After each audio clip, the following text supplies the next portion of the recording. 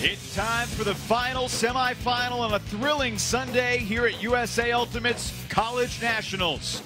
In Franklin, Ohio, two familiar foes meet with everything on the line. UNCW and UNC, the Seaman and Darkside ready to go head-to-head.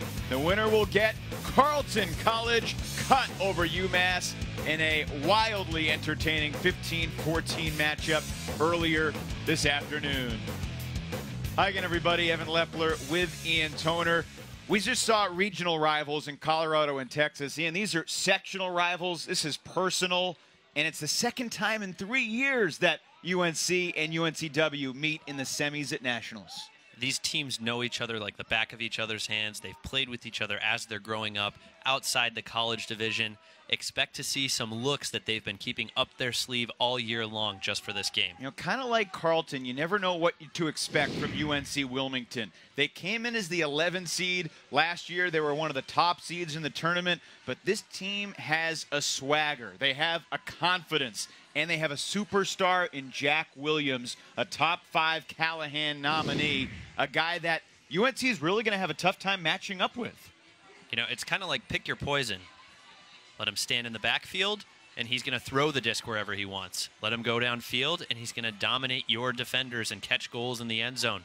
You really have to make a concerted effort to determine where you want him to hurt you. And he has confidence, obviously, going against North Carolina. Darkside, the champs 2 years ago, back in the semis for the 4th year in a row. Mike DeNardis, along with the anchor of that 2015 team, Jonathan Nethercutt, leading the way for the boys from Chapel Hill. Matt Gusho-Hannes, their Callahan nominee, not this year, but perhaps next year. Just a junior, this guy has all the tools, and he's really grown into an incredible leadership role for this army of Darkside. He's been in this situation before, right? Just a year ago, almost to the day, he was matching up with George Stubbs in the semifinals. John Stubbs unable to quite stop them on their path to the finals, but he's got a whole new set of opportunities in front of him tonight. Look for him to distribute the disc effectively, play both sides of the disc as he matches up with the Seaman. Well, there's great respect between these two teams, but there's animosity too, and you better believe serious long-term bragging rights are on the line. UNCW and UNC coming up next.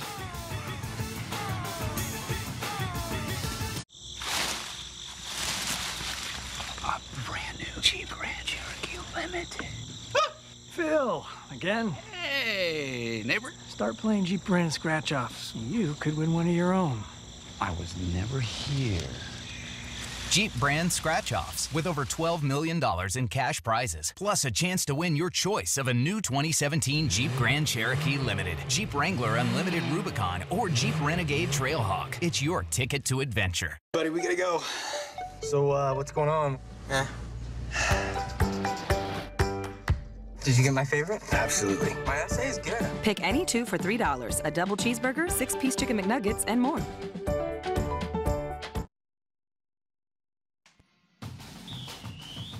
The USA Ultimate College Championships are brought to you in part by Discraft Ultrastar. Find the official disc of USA Ultimate at more than 1,900 U.S. retail locations.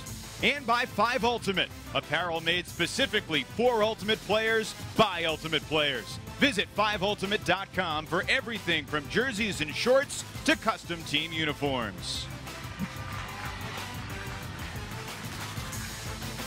UNCW with Hastings, Ellis, the talented freshman, Hennighausen, Williams, the superstar, Mateer, Stewart, and Russell for head coach Brian Casey, an alum of UNCW.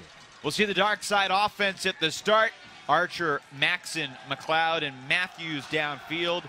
Andrew Cohen has had a really great Nationals distributing the disc. So has Anders Jungst, and Matt Gusho-Hannes is the backbone of what this team does. Gusho-Hannes played most of the points down the stretch, and there's J.D. Hastings, who for the past 4 years was wearing Darkside black, and now a graduate student.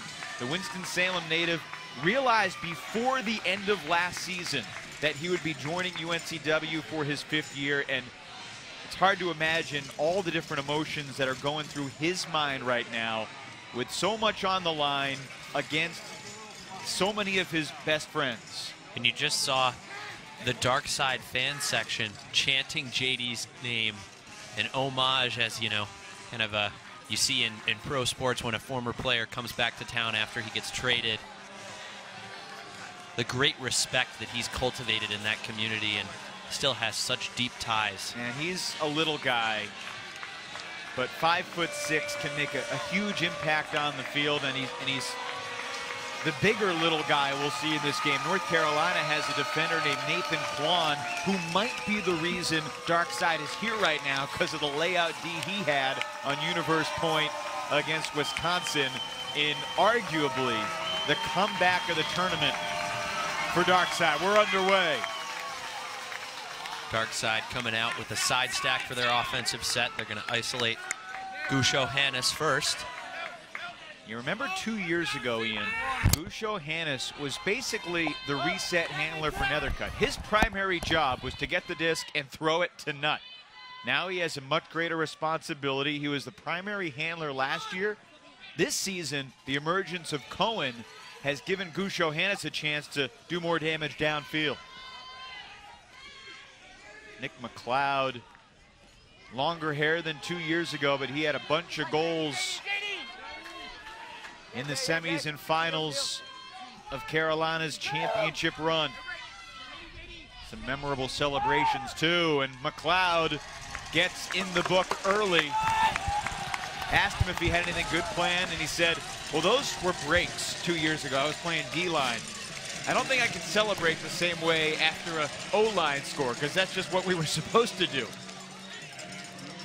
Yeah, this celebration here looking relatively pedestrian, as we saw him just kind of get open in that inside lane. Great find. Gusho Hannes eating up yardage on that under.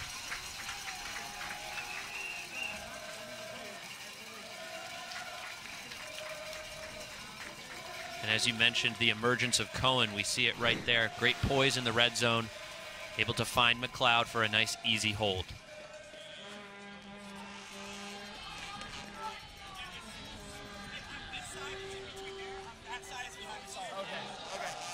Andrew Cohen, younger brother of another great former UNC player, Shelly Cohen. Played at UNC and up in Boston.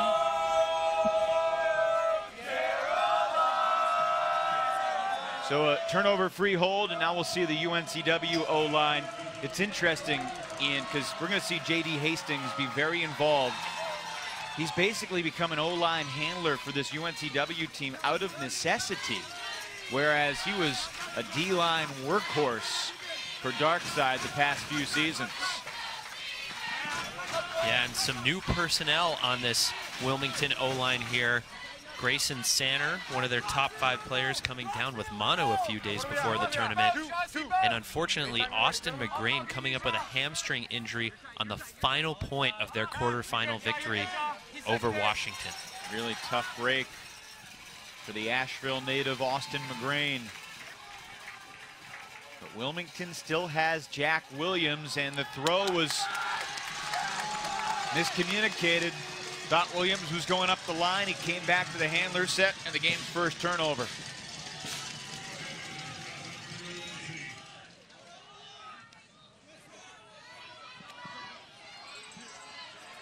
One thing about this Carolina team, it is deep.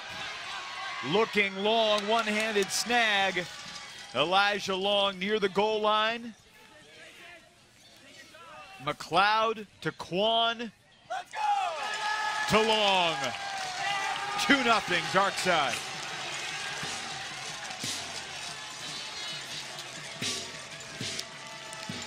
Efficient offense after that turnover. As we'll see a deep shot from Kai Marcus. Hit Elijah Long just in stride. Again, great composure here in the red zone.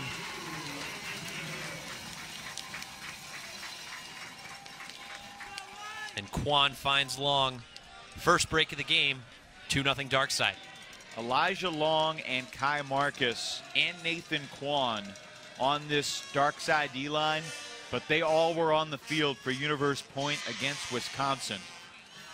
And that game this morning, memorable for so many different reasons. First of all, Wisconsin played great and built an incredible early lead, dominated, led 5-0, took half 8-3. And yet you still just had the sense that Dark Side was never going to give up, and they've been coached to embrace this mindset of next point, even keel. And obviously, it's hard to remain even keel when you're making that type of a comeback in an elimination game at Nationals. Hearts were racing. Well, count me as a skeptic. When I saw 5-0, 8-3, 9-3, and the team that's up is the storied program of the Wisconsin Hodags. Right. You know, I'm not going to say I thought they had it in the bag, but I didn't think they were going to find a way to lose that game. And credit to Dark Side for just gritting it out, getting themselves back in the game, and breaking to win. Jack Williams.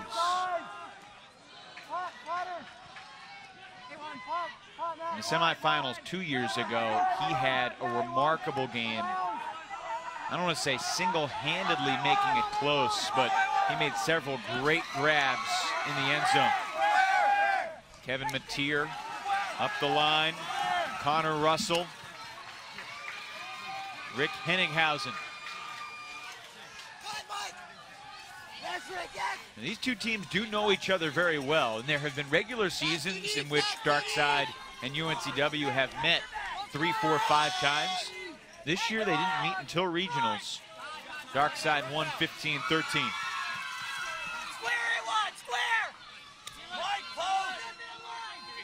Williams shouldering so much responsibility.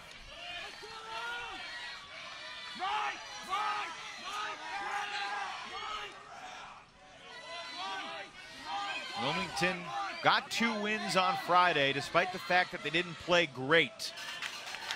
And it was Saturday morning against their longtime rival Pittsburgh when UNCW showed everyone their ceiling, how good they could be, with Williams leading the way. 2 situations on that point. You think Jack Williams is in a pickle, and he uses his kind of creative throwing prowess to keep the play alive. A nice little no pivot backhand at a high stall into the end zone there, finding Mateer. And the Seamen are on the board. User entered your Not channel. long ago, just before we went on the air, we had a quick chat with Brian Casey, User the left coach your of channel. UNCW, and asked him the keys to the game. And he laughed because he realizes how good UNC is. He realizes that they're missing Grayson Sanner and Austin McGrain. And basically, what he said crazy things need to happen. It's going to depend a lot on the wind. I said, do you want a tornado or do you want calm? He said, the crazier the wind, the better. We need something wild. And, you know, having played several tournaments in my college career down at the Wilmington campus, this is what Wilmington is used to practicing in, even stiffer wind than this. Yeah. They get those winds coming in off the ocean, and every practice is a windy practice. The kids these days, Ian, may not realize that Easterns used to be in Wilmington. Now it's in Myrtle Beach, but forever. I went to, I think, 4 Easterns in Wilmington. I imagine you did as well. Yeah, we walked uphill both ways to and from class, right. too. Gusho Hannes. Defended. Not the greatest of choices. Henninghausen among a host of UNCW defenders to get that block. And I think that's what Brian Casey was alluding to. With that wind, that throw hangs, it gives more players time to get under the ball and make a play. Hastings picks up. Incredible IO shot there from Hastings.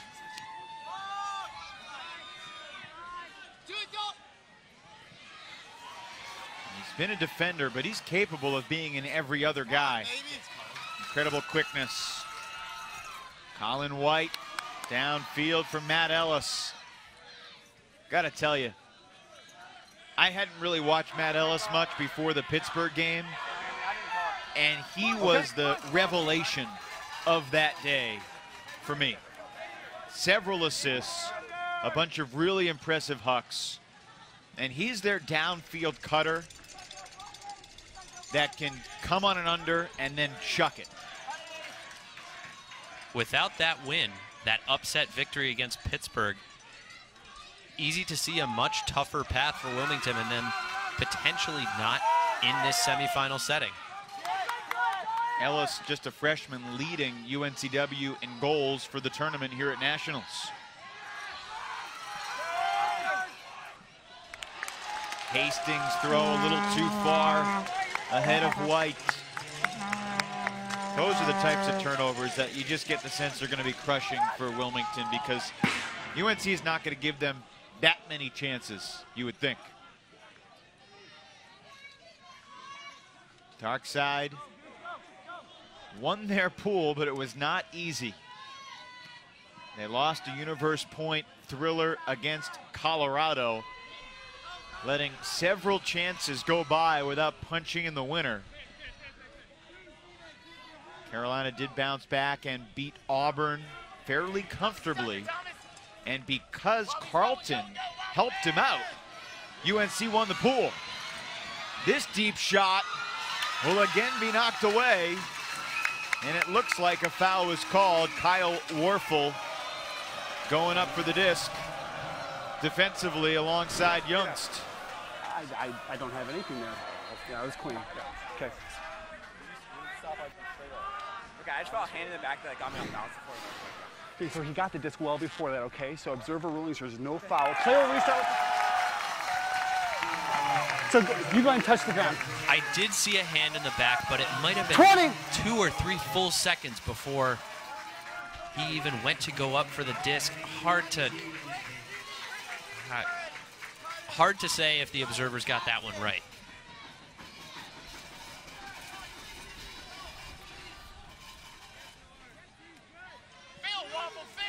Hastings pestered by Cohen. Gets it to Werfel. Ellis launching. Deep shot stolen away by Walker Matthews. One of the underrated veterans of this dark side squad, now a junior. He was a freshman 2 years ago, and Carolina won the title. And they beat UNCW on the way to that title in the semifinals, dispatching Oregon in a lopsided 15-6 championship game. Third turnover of the point for Darkside. That's Matt Ellis getting the ball back after he threw that deep turnover.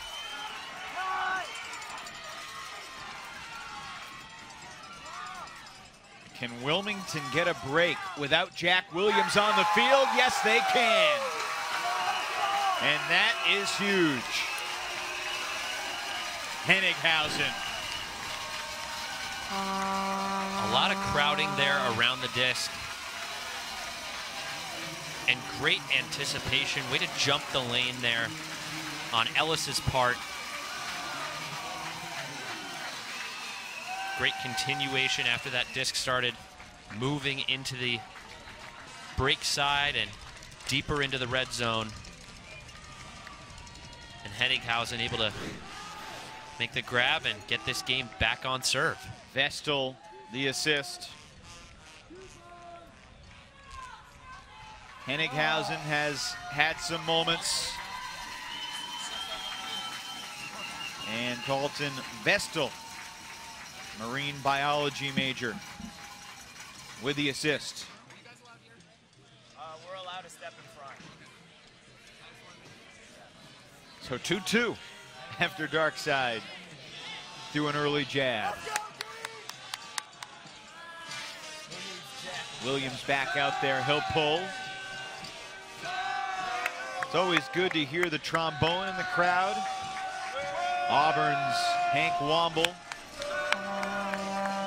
One of the tremendous characters of the Ultimate community. Great to see Auburn nominate him for the Callahan Award. They tried to, at least. Made a good video.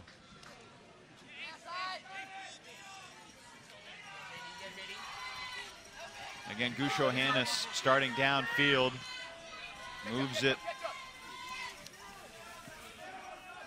McLeod almost had that deed up by Willie Stewart.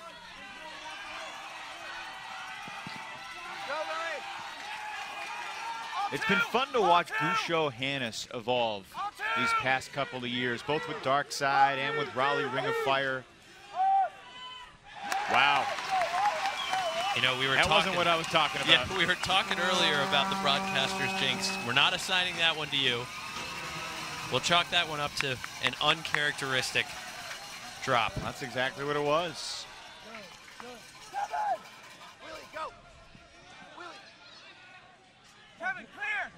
Williams. Hastings.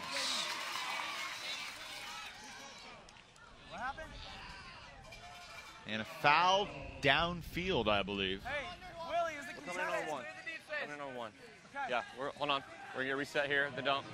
Hey, bring this back in. All right, whenever you're ready.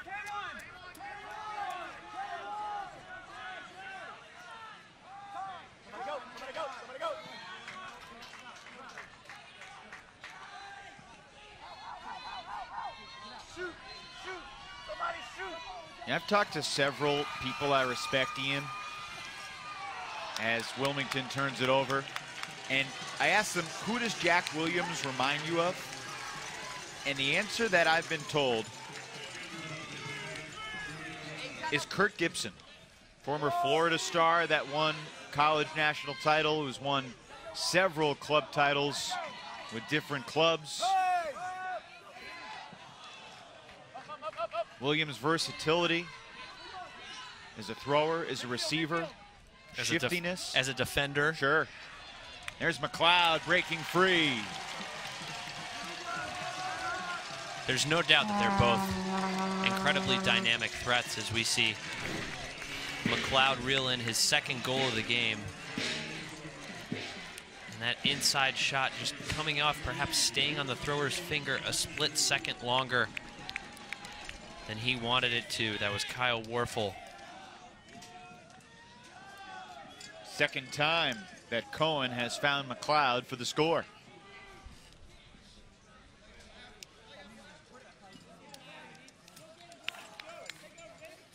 Good balance on the release from Cohen.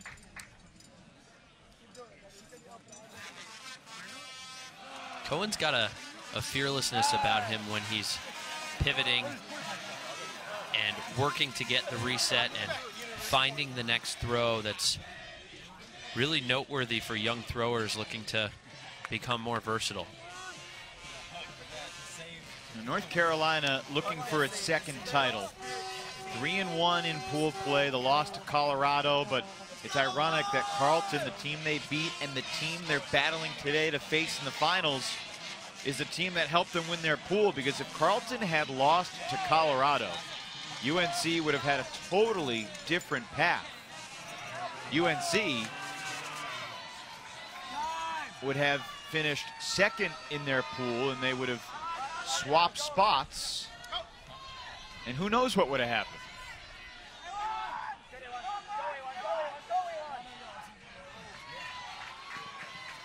Heading into that final round of pool play in Pool C, you had 4 teams that were 2-1, and they were all playing each other. UNC was playing Auburn, and Colorado was playing Carleton. And you knew that point diff wasn't going to be a factor, because 2 teams were going to be 3-1, and 2 teams were going to be 2-2, and the head-to-head tiebreaker was going to be the deciding factor. That situation is what bit Carleton last year. Remember, they didn't make the bracket because of that same situation. Auburn was involved too. I think Pittsburgh and Minnesota as well. There was a foul on the throw, which is going to nullify the aggressive defense from Alex Davis. Alex Davis, an energetic sophomore who's brought some good enthusiasm to the Carolina D. Stewart fouled on the release, and Wilmington keeps possession.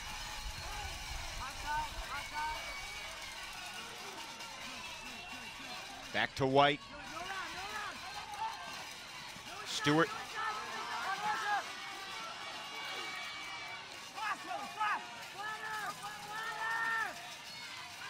Wilmington has certainly lost a lot of firepower from last year. They kept Jack Williams. So 3's the number? Okay. Xavier When you're ready. Maxad, Eric Esposto, Matt Mason, Charlie Leon, Jake Gallagher.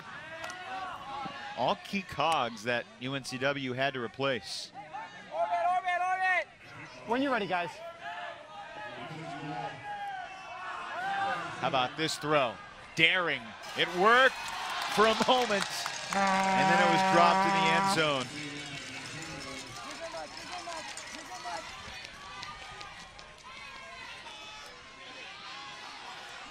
Wilmington's 5th turnover of the game. This is Nathan Kwan.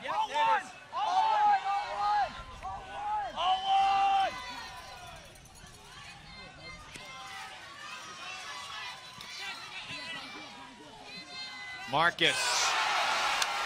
Jack Williams stealing it away for Wilmington. How did he get there? Poor decision by Kai Marcus. It was a really shallow angle to begin with. Not to take away from the incredible display of athleticism by Williams. And great defensive execution there, but Marcus has to be more disciplined there.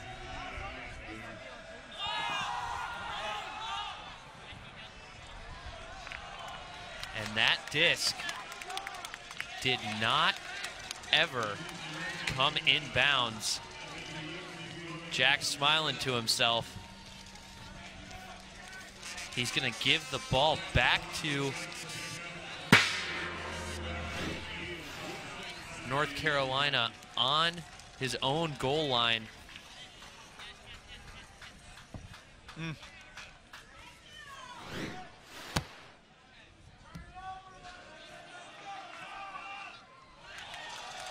And a nice little offhand flip to Nathan Kwan. Lots of space on that inside break lane. Kwan listed at 5'2", 21 years old, from Cary, North Carolina. It is no cliche to say that that defender plays far bigger than his size. He routinely takes on matchups that are a foot larger than he is. Coach Mike DeNardis described him as a gamer, you know? Yeah, it feels like he's the type of guy that makes his matchup uncomfortable because they're not used to someone his size, and his quickness is deceptive. Like, you're surprised by how fast he actually is. Yeah, I don't think this is hyperbole when I'm saying he is the most agile defender in the college game right now. His ability to quickly change direction, explode, it's unparalleled. I'm racking my brain trying to think of someone else. Timeout was called by UNCW. Maybe D.Y. Chen of Washington. Yeah, there's a similarity there. What a tournament he had. I still think Kwan has the upper hand there. But yes, he and Khalif El-Salam incredibly instrumental in Washington's run to the quarterfinals. If you missed it, the Callahan Award was presented earlier today in both divisions. Jack Williams finishing 4th in the voting in the men's balloting. UNCW 4-0 through pool play. The big win was against Pittsburgh. And then a comfortable 15-10 win over Washington. Really the most comfortable quarterfinal winner. When you had Carleton coming back against Minnesota, Massachusetts coming back against Pitt, and UNC coming back against Wisconsin. John Stubbs, the Callahan winner in the men's division. North Carolina remembers all about John Stubbs. Khalif El-Salam finished second in the voting. Sadok third, Jack fourth, Ben Yacht fifth. In the women's voting, Angela Zhu, the winner. We'll see her with Dartmouth tomorrow. Haley Walrus came in second, the Oregon handler. Han Chen was third, Monisha White fourth, and Pittsburgh's Linda Morse, the fifth finalist.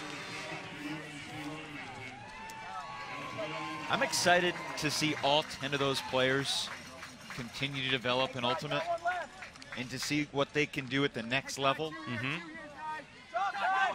And so many of them are already having an impact with their club teams. That's the understatement of the year.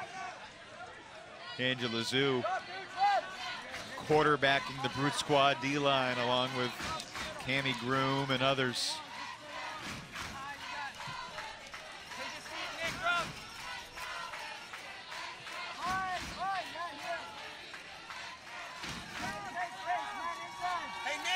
UNCW after the timeout. We've traded runs of 2 so far.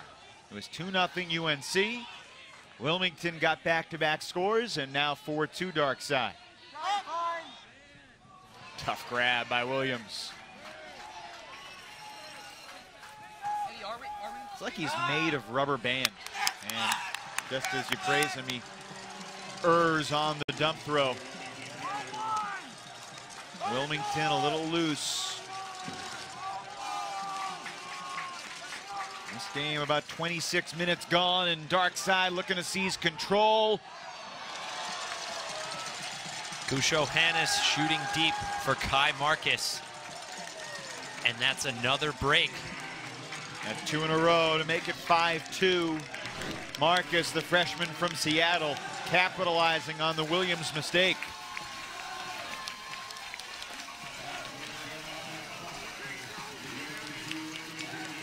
Tough grab with Richards approaching.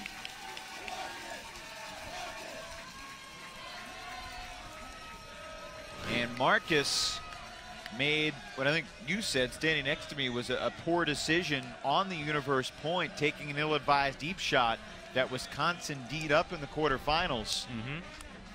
And then a couple throws later, the little guy, Nathan Kwan, bailed him out. Talented player though, 6'1", 170 pounds. Just a freshman from Seattle.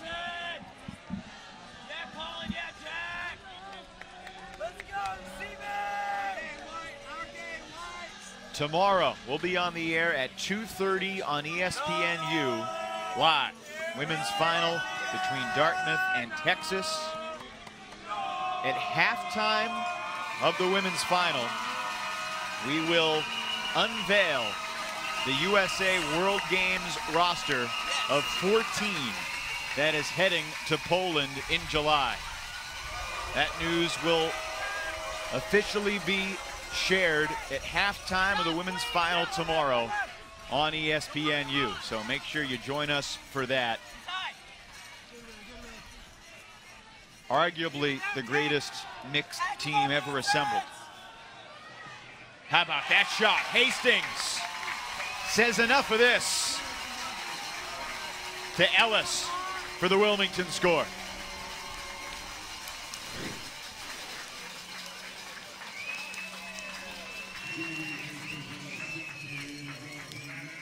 You think he might have learned that from Jonathan Nethercutt? I think that's fair to say. And I think he also got helped by the wind at his back just a little bit. Not that he couldn't reach that distance on his own, but definitely pushing that disc further into the end zone. Carolina fans across the way are cheering for J.D. Hastings. Ellis, his 16th goal, and Hastings, I'm not going to say he's the first Wilmington guy who's a fan favorite, but they certainly haven't been the #1 most popular team amongst the hecklers through the years. There's Hank Womble with his trombone in the middle of that pack. I love Nationals.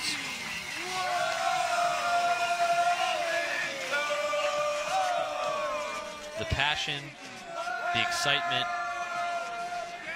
all of that culminating in this great atmosphere.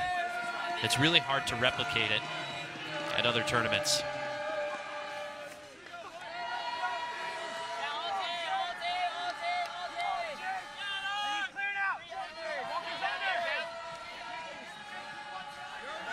Norman Archer underneath. Cohen thought about the deep shot, saw Maxson come free on the under. Matthews. McLeod.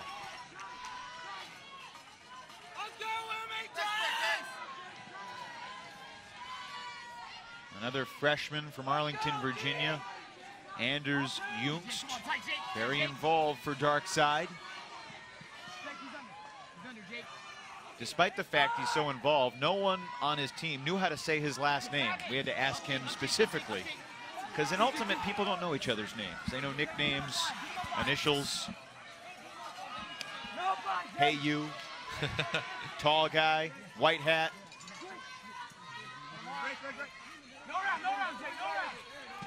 Gusho Hannes to McLeod. That one was too easy. Not the spike. That kind of four-side cone cut.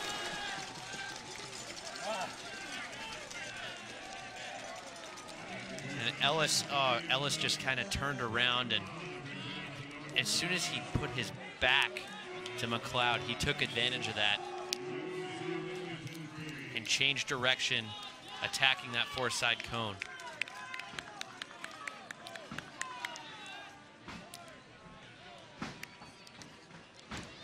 Gusho Hannes led this team in goals in the tournament.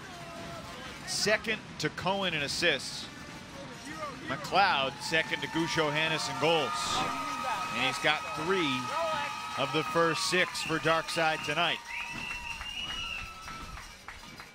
Such a different day these two teams have had compared to, say, Dartmouth and British Columbia. You know, everybody was up early for the quarterfinals. But these guys played at 8:30, and then around 10, 11 o'clock, they knew they had 7, 8 hours to rest, recuperate, hydrate, nap, replenish, scout, prepare. And here under the lights, they finally get their chance at showtime.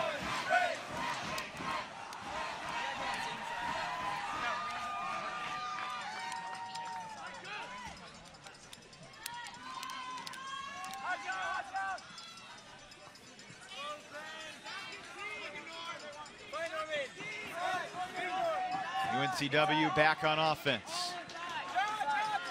You know, Wilmington is a team, Ian, I think you'll agree, that likes to shoot it deep.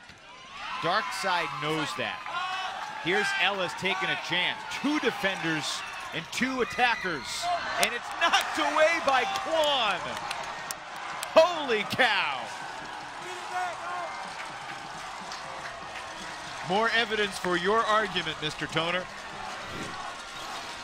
Look at the ground that he makes up. Overtakes his receiver and the other receiver. Reaches across his body. Only thing he didn't do was catch it.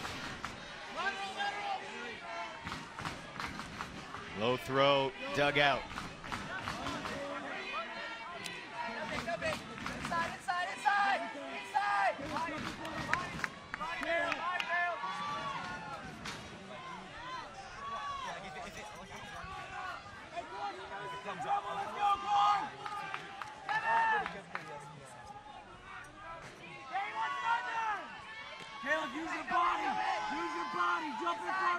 Quan staying patient here.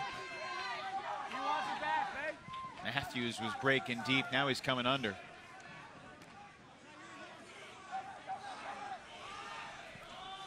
Oh, and sneaking into the throwing lane, Stewart poaches. It's a big turning point. Felt like Dark Side was about to take a stranglehold on this half. Pick off. Seems so simple, but such a huge difference between 7'3" and 6'4". And even if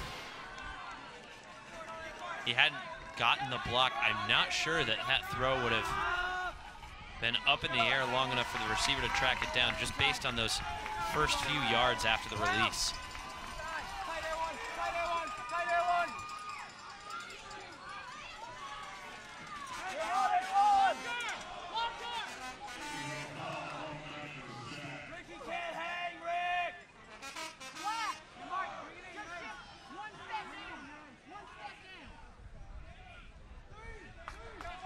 Mitch Dengler, the lead observer. Jonathan Munforty, Stephen Long, and Hank Carey working alongside Dengler.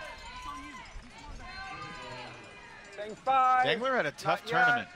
He tweaked an ankle sprinting when a huck was going off. He also closed his hand to signal readiness for a pull and got stung by a bee, believe it or not. And who can forget almost getting hit in the face with that huck in the UMass Carleton game earlier today. He's in the middle of the mix. Wilmington with a big score. Stewart bookends. Remember that sequence. Great patience there, giving and going. You saw Norman Archer point, hoping that Elijah Long would drop off and switch and cover Stewart as he went up the line. No question that Stewart's the MVP at this point, getting the block, saving possession there. I don't think we have much drop stuff left. Getting open up the line. No, soft little floaty backhand from Williams. What would you call that throw? When he hopped it over the defender. An elevator backhand, maybe? Maybe? 26 assists for Williams. Especially effective when he's going downwind.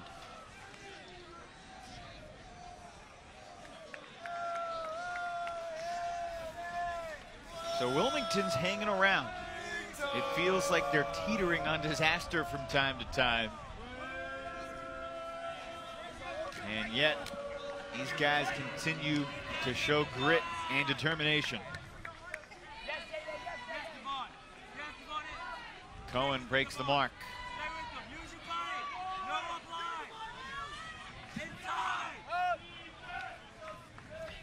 McLeod takes a shot. 2 targets. Both denied. And not sure who that was to, but Kevin Mateer took control. I think he was looking for Walker Matthews. When McLeod released that, he released it with a lot of, you saw that disc have an inside-out edge, not an outside-in edge. If he releases that with some I.O. and gets enough distance on it, it'll curve around the defender to that break side where only his receiver can get it. Here we go. Here we go. Here we go.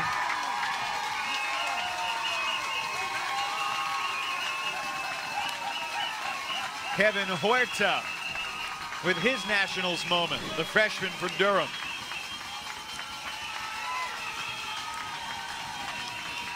And this is simple, four-side offense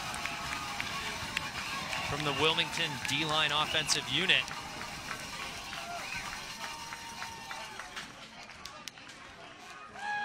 Mateer separating up line. Vestal making the grab and finding Huerta. Great job by the Wilmington receivers following the play so that Vestal wasn't stranded as soon as he caught that disc just shy of the end zone. Well, the story of the game has been deep shots to 2 or 3 players at the same time. We've seen that on several occasions. The official roster lists Huerta as a communications major, but that may just be them hiding the fact that he's actually a dance major. Hey, you never know what else he does with his free time. If we can get him on a halftime interview, maybe we could ask him. 6-5. Wilmington pulling, trailing by 1. The pull landed in, but rolled out. Untouched. Cohen will take it to the front of the end zone.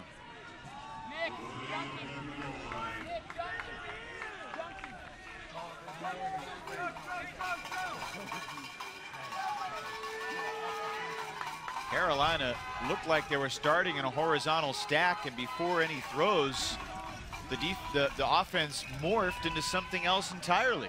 Yeah, I think Wilmington's zone look here dictated that. Trying to force Carolina to complete some tougher passes, as we see Cohen doing a great job to save possession and find a hole. Both coaches have talked about showing the opponent different looks throughout the game. Don't let them get comfortable with one defense. Mike DiNardo specifically said we want to show them a lot of defensive sets. They've got a lot we can use. I said, how many? And he just laughed, because there's so many different variations he can put. He said 5 primary ones, but there's so many different variations that I can have my players use, he said. That's good offense from Carolina, but a pick call will bring this back. They go to the observer. Jungst. Okay. You were picked, but you were not close enough to affect the play, so we're good. It's a goal for Darkside. Jungst, the freshman, makes it 7-5. Again, really impressive play here by Andrew Cohen. Staying calm against the zone look, and Norman Archer with an inside shot to Jungst in the end zone. Norman Archer, another talented and athletic junior from Chapel Hill, connecting with Jungst.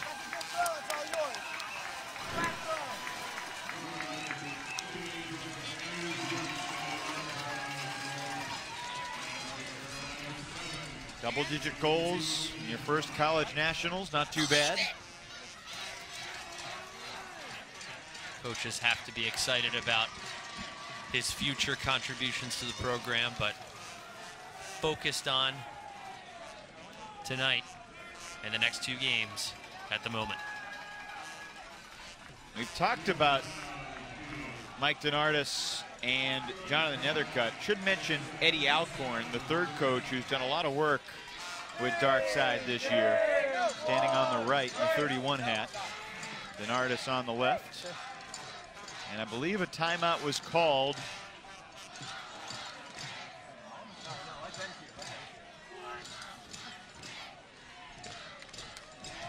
Now, there was some buzz in the Ultimate community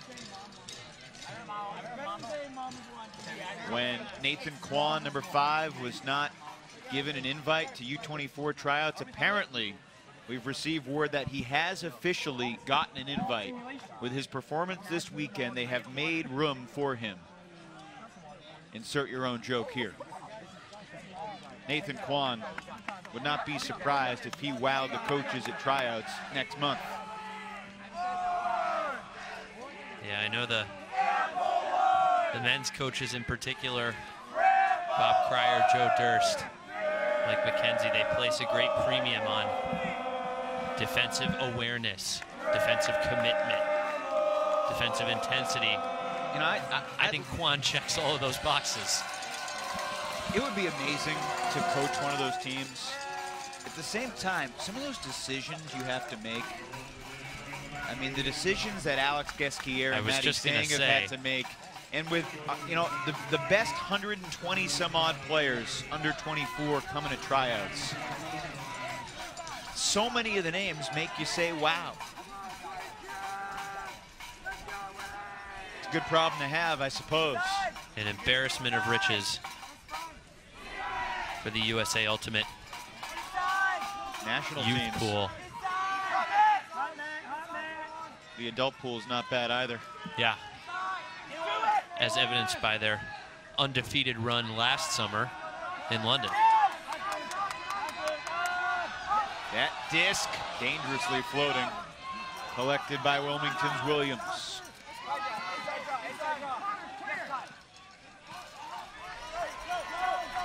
Williams looking for Hennighausen. Got it.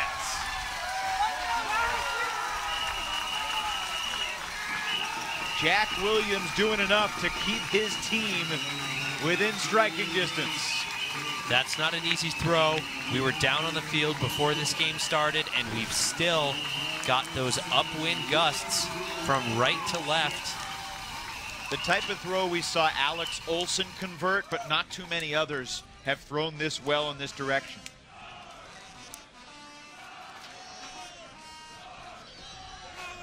Three assists now for Jack.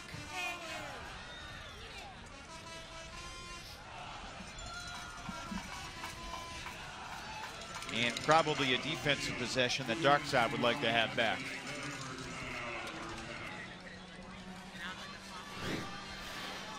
Another timeout called.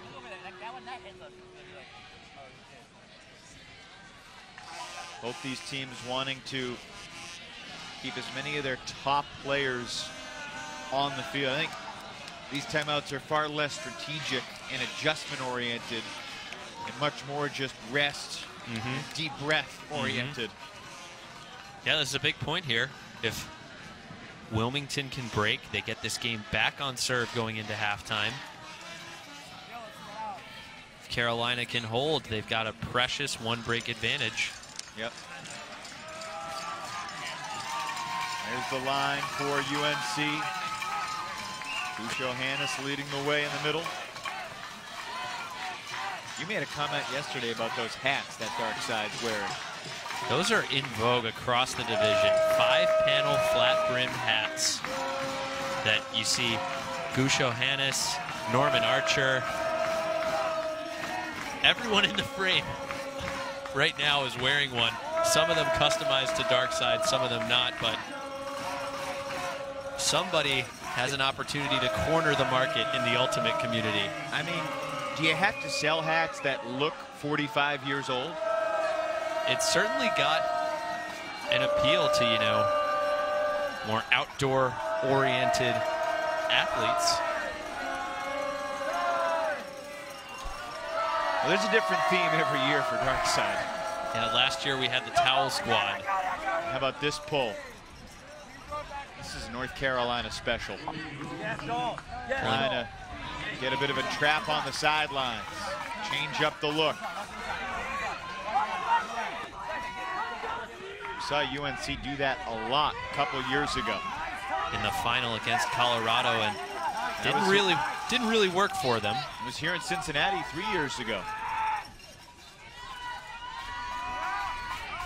They learned from that experience, came back a year later, won it all in Milwaukee. Trying to take half. Wilmington transitions into its man defense.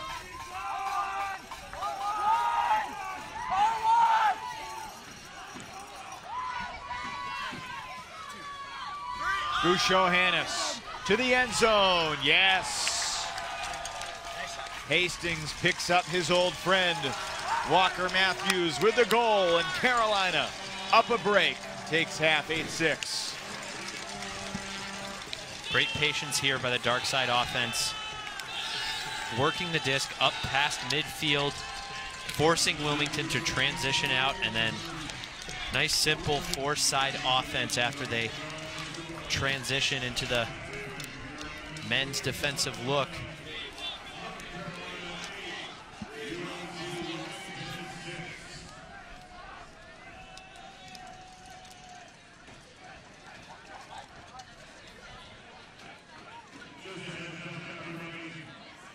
It's fun to watch Gush Johannes in a different role than we've seen him in years past.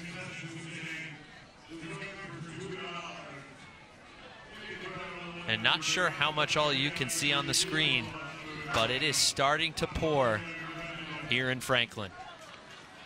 The rain has begun to fall. Maybe that's good news for UNC Wilmington. Wilmington's comfortable by the sea. Brian Casey, the head coach, joins us. Your thoughts on that first half? You guys, I thought, really battled and hung tough. Yeah, I think we settled in a little bit late. A lot of these guys are young, don't have the experience of UNC, so getting out here and getting an opportunity to just get their feet wet, I think we settled in a little bit towards the end. How are you liking these conditions and this nice little shift here at the end of the first half? This is what we play in. This is awesome. You're obviously familiar with these guys. What will be the main talking points at halftime? The genius coaching adjustments, perhaps, to get the job done? I think we just need to continue doing what we're doing. I think a little bit of the first half jitters out. These guys are a little bit more comfortable now. And just keep doing what we're doing. We got this. In a nutshell, why do you love this program as much as you do? We're not UNC. We're not UMass. We're not Carleton. We're us, and none of them are us. Be you, Brian Casey. Good luck in the second half. Appreciate it, guys. UNC Wilmington down by 2 on the scoreboard, but down by just 1 break. Wilmington gets the disc when we start the second half. Who knows what the weather will be when that happens. 8-6, UNC in front.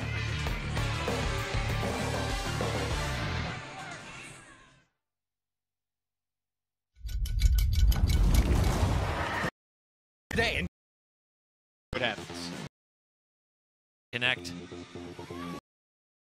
Leading their sectional rival, UNCW.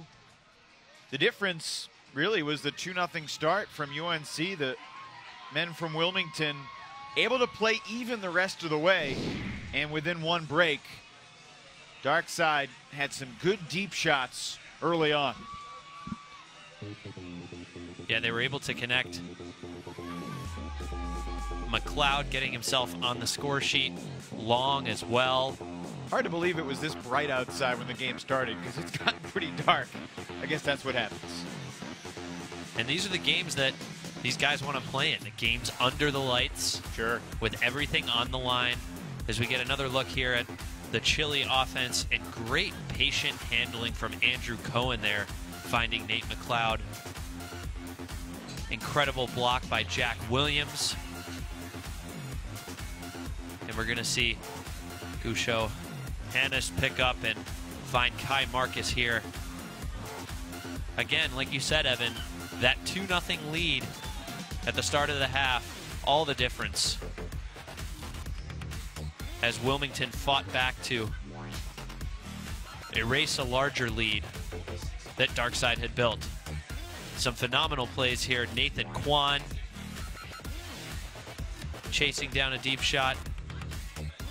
Willie Stewart taking over after he blocked a Walker Matthews Huck. And nice D-line offense here from the Seamen. Mateer shooting deep to Vestal. On to Huerta. No comment? We'll see if he has anything else up his sleeve for the second half. That's fair. Down the stretch, UNC had some pretty poised offense, led by Jungst and Gucho Hannes with a really soft touch. Walker Matthews helped up by his teammate. Final score of the half to make it 8-6. Darkside by 2. Wilmington's disc when the second half begins here in Ohio. Bob Bryan isn't moving in slow motion. The polo just makes it look that way. But we're getting from. If James Harden became an ultimate coach, he would look like Jonathan Nethercutt. The 2015 Callahan Award winner and national champion joins us. Nutt, your thoughts on that first half? A pretty good battle between 2 familiar foes. Yeah, I mean, we definitely kind of had an idea of what we could expect coming into this. You know, we're familiar with Wilmington. We see them at least once a year, usually a lot more. But, I mean, my thoughts is it hasn't been a clean game from us so far. I mean, we've played some clean moments, and we've had 75% of a point really clean at times, and then we still are making a couple of errors that are keeping us from playing, you know, a complete point and a complete half like we want to. So a couple deep shots here and there and a couple looked off unders, but we're getting close to what we want, but we're not quite there. So to get there, what were the main points of emphasis to the boys in the halftime huddle? I mean, a couple of things are just offensive adjustments. Sometimes we're not driving our cuts because we're seeing kind of sags in the lane and poaches, and we're hanging out a little bit in awkward spaces on the rails, so it's just adjusting our spacing a little bit.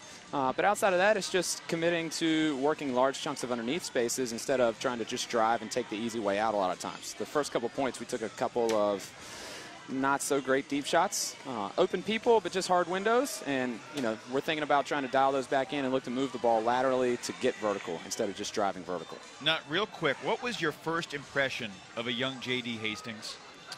Athletic. I mean, he was just like a little piece of dynamite. I mean, he really was explosive, extremely explosive. But, you know, with anybody who's a kind of a transfer athlete from another sport, that explosiveness didn't really translate into knowing exactly how to use it or when to use it. So the first impression was this kid's going to be good and this kid's going to be fun to play with. But he definitely had, you know, some hard work to get there. But you kind of see him now. He's plenty explosive, and he's definitely a big pickup from them. We're missing him tonight. Good luck trying to shut him down in the second half. Thanks for joining us, Nut. Yeah, appreciate it, guys. That's Jonathan Nethercutt. He had a great playing career with Carolina. Now trying to lead him to another title. 8-6, Wilmington's Disc when we return. This place is cool. As a software factory should.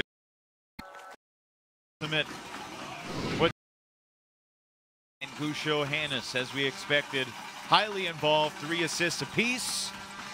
And we're ready for the second half of Ultimate.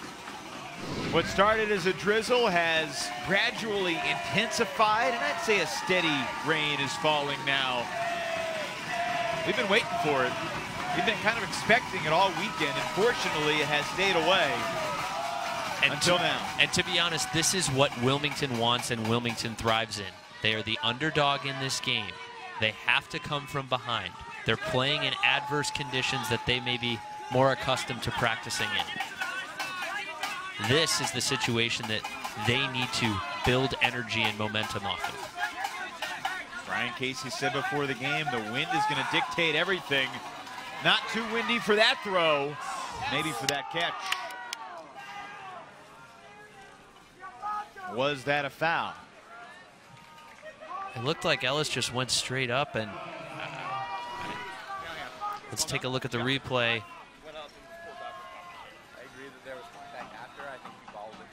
Oh, that's a foul. Kai Marcus's forearm, is that what you're saying? Caught him in the face. I must have missed that. Is that before or after contact? Or before or after the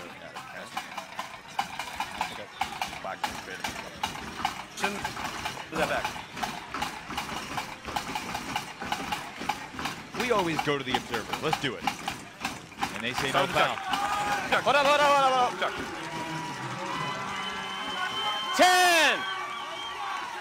Maybe we'll get a look at it again after the point. You see Gusho Hannes giving the signal.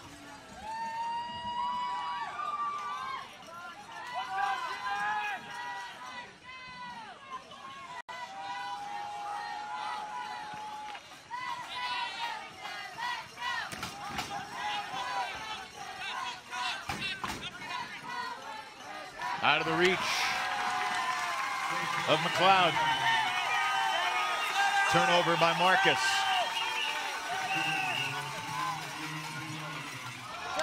Wow. Well, you ask for rain, you get rain, and you need to make the quick adjustment. Tighten your focus. Clap catch in the end zone for the Carolina break.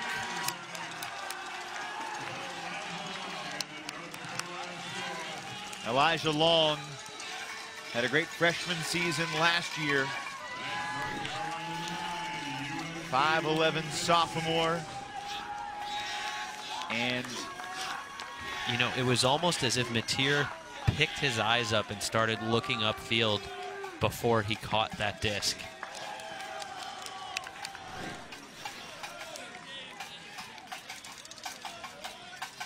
That's a big break to begin the half.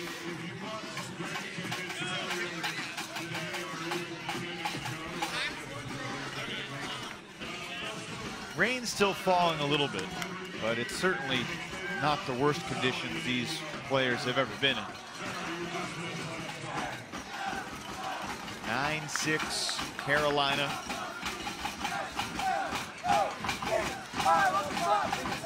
I was really excited on Friday afternoon to watch UNC play Carleton. Might have been the game of day one I was most looking forward to. It was not a very good game. We can call it sloppy. We can call it what it was. It was ugly. A lot of turnovers. Neither team played particularly well. We're 6 points away, 6 dark side points away from a rematch with everything at stake. That was a tough catch that Jack Williams made look easy. A hammer trailing away from him in the wind, in the rain.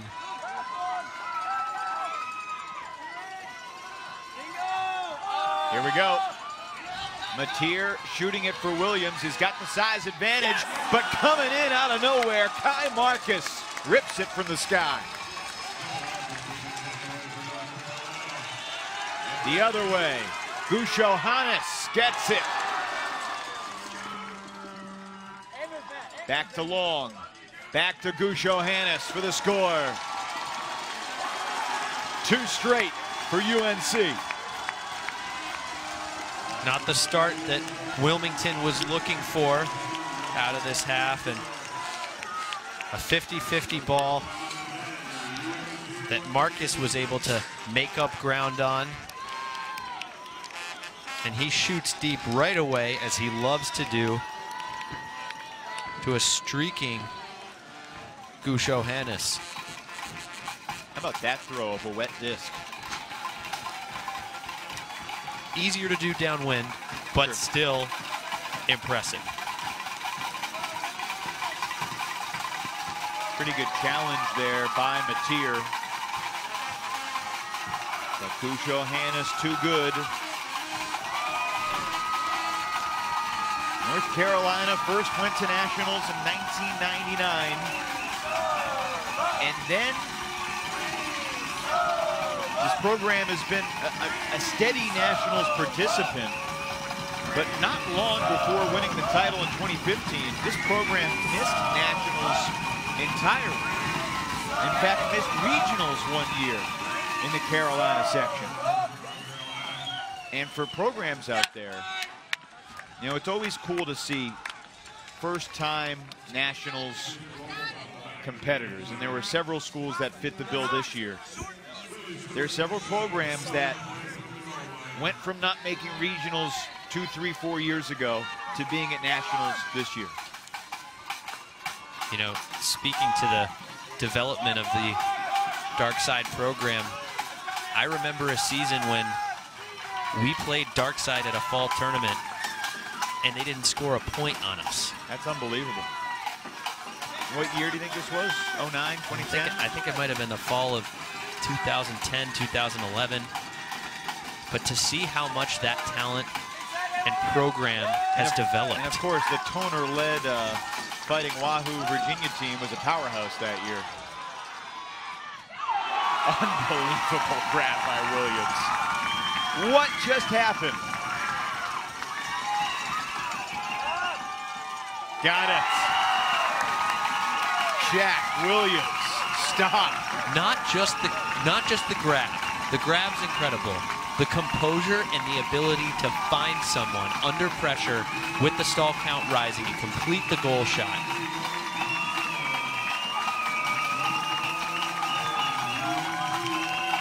There's a reason this kid is in the conversation as the best player in the men's college division today. You know, I think if you took a poll of the UNC players, I bet most of them voted for Jack Williams for Callahan. That's the respect they have for him. And you ask people in North Carolina who should have won the Callahan, everyone said Jack. No disrespect to John Stubbs.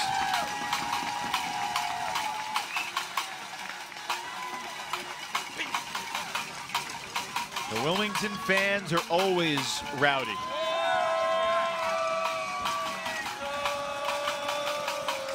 Williams, I think, was giving a hand to signal readiness. Looked like he was waving to the camera.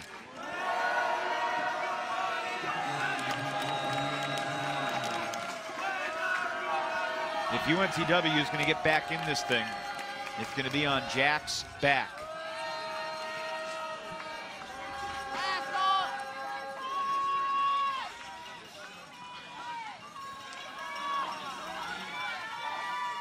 Coming across, Archer.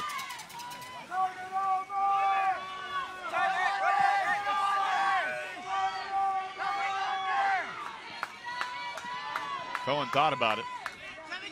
Petro Hannes floated on him, but Matthews is there, and he'll launch.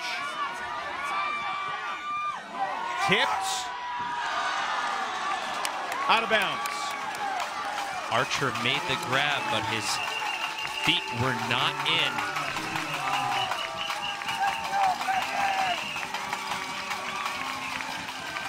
Dalton Vestal deflected it. Yeah, on the line. Really close, but an excellent call. Hastings over the top. Not that time.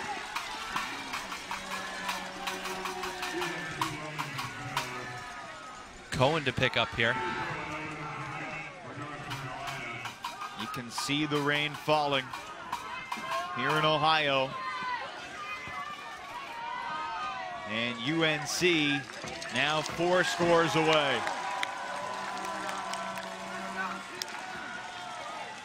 You know, that celebration notwithstanding, he's not outrageously flashy. He had a couple highlight reel grabs in the game against Carleton. He can throw with the best of them. He's really solid. And he kind of epitomizes what this Carolina team is about. They have guys that can make plays, but they're a team of guys that are, I think for the most part, really solid. He's the kind of player who does all the little things right as well, you know, catching that swing off the line and looking further to the break side, making sure his feet are always in the right position when he's adjusting in downfield defense. And with a 4-break lead, you know, to be honest, I'm surprised to see the line still this stacked.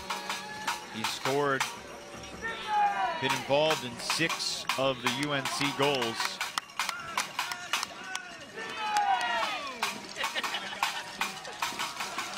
And yet, he's going to struggle to make the top 3 of individual performers for the day. I mean, you got to have Schmaltz and Verju up there. Sadok was really good. Olsen was really good. Esparza, Jack Williams. Henry Fisher. Yes. Tanner Johnson.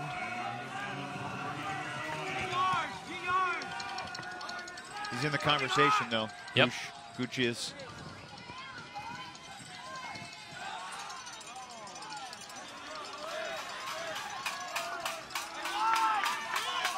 And when I say best performances of the day, I'm thinking semifinals and on. This morning's a totally different conversation.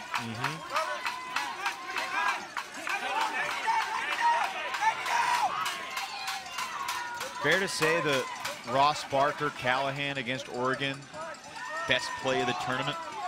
Ross Barker greatest? Yeah, excuse me. Yes, Ross Barker greatest against Oregon. Thank goodness this wasn't something more serious. McLeod and Mateer kind of dove into each other. McLeod turned his back, or excuse me, Mateer turned his back, and oh, that could have been so much worse.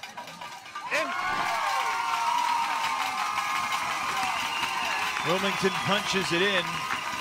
Matt Ellis.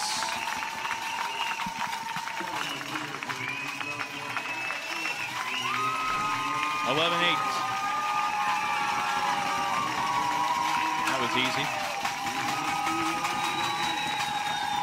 We're 14 minutes away from the soft cap going on. 11-8. Wilmington is, let's be honest, a breakaway if we're really making this interesting. I'm never counting Wilmington out.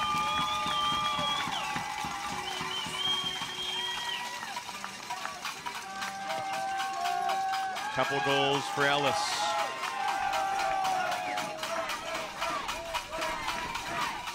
In an incredibly courteous gesture, one of the Wilmington fans came to the booth before the game and asked if ringing the cowbell so close to our broadcast booth would be distracting.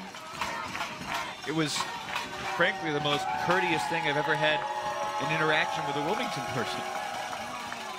But no, ring those cowbells like crazy. Just don't stand in front of us.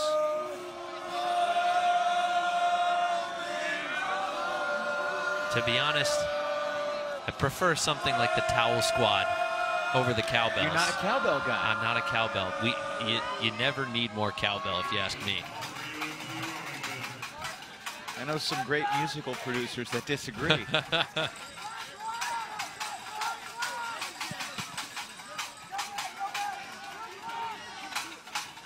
Johannes upfield.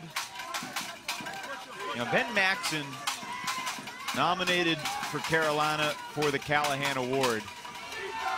Not the biggest name guy on this team, that's for sure. But I watched his Callahan video. He can play. Certainly a guy that his teammates respect, senior from Durham. Played club for Cash Crop, a ring development program that has really enhanced the entire North Carolina ultimate scene over the past 3 to 5 years, and really the past 10 years. The growth of Ultimate in North Carolina from both the local organization, Triangle Youth Ultimate, and the consolidation of the top club players into something of a feeder system that we've seen in other cities.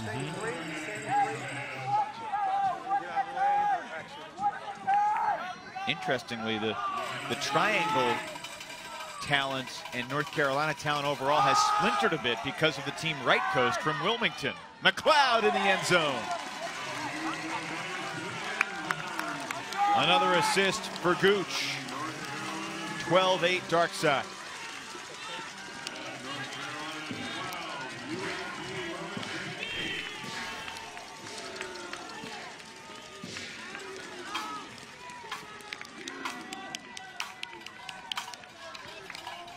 Nice, easy outside in flick. Downwind shot. Yeah, he made that look pretty easy. I'm sure Gooch and McLeod have thrown that to each other a million times in practice and warm-ups.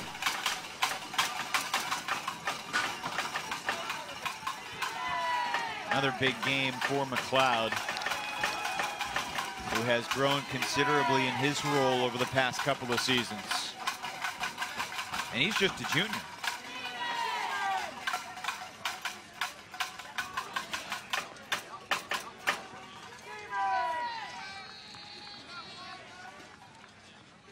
So Carleton awaits the winner. UNC beat Carleton 15-10. It was the first game of the tournament for Darkside. Look at the intensity from Carolina captain. You know, and if I had to guess, I think the message is something of, you know, it'd be easy for us to stay complacent and just trade out the rest of this game. But Matt wants them to end this game as quickly as possible and make a statement on multiple levels. This is arguably their biggest rival. End their season in dramatic fashion. It's something every tough competitor likes to do.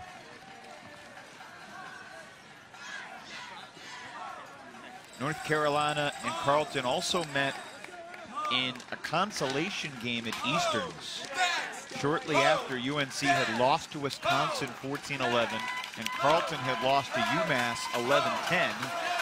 Two losses that were, by the way, event today. UNC and Carleton met noon on April 2nd at Myrtle Beach, a game Carolina won 13-9. I never want to put too much stock in consolation games. For instance, later that day, UNC lost to Cal Poly Slow 12-6. But that's the only other meeting during the regular season between Darkside and Cut.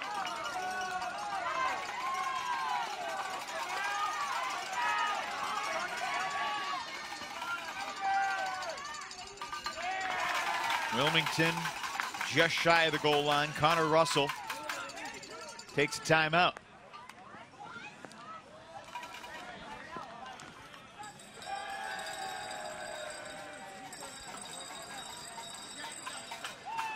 If Wilmington didn't have a timeout left, that's a turnover. Timeout, White. I'm just signaling which direction. So Russell didn't do anything wrong. They've got the timeout and they take it. 8 minutes until soft cap, trailing by 4. Yeah, a little surprising to see that one come again so soon.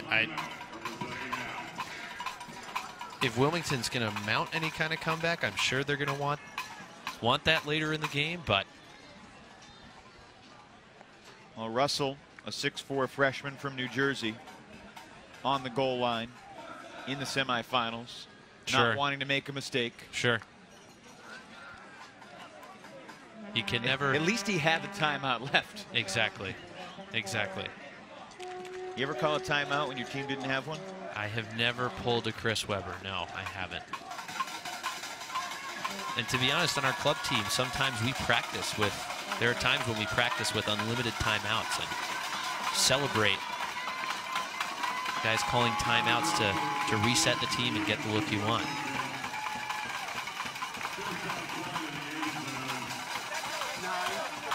This is Bravo we're talking about? Indeed. 5, 4, 3, 2, 1. They tap it back in. Russell gets the reset. Mateer. Williams. Jack Williams streaking to that hot front corner from the break side.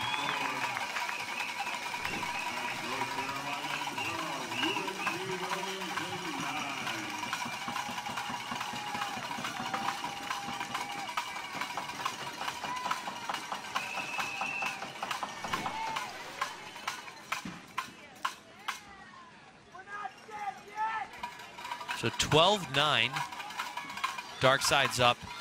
6 minutes from the soft cap going on.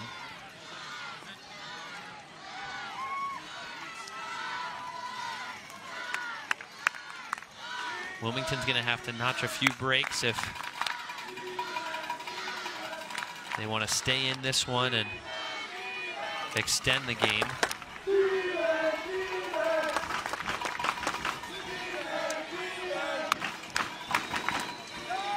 Two teams are too familiar with one another for this game to end without something wacky happening down the stretch.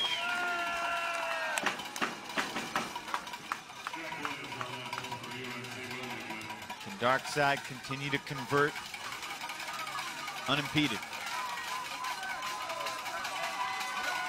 Gusho Hines, that open. Looking to McLeod, knocked away. Mateer comes up for the D. Underthrown a puck there, and you see as Gusho Hannes runs to the stack to play defense on Jack Williams, he's tapping his chest, acknowledging that he's to blame for that turnover. And I'm to blame for misidentifying Kevin Huerta. What a catch by Williams! Travel called because Williams did not bring the disc back outside the end zone. He was in the end zone when he threw it.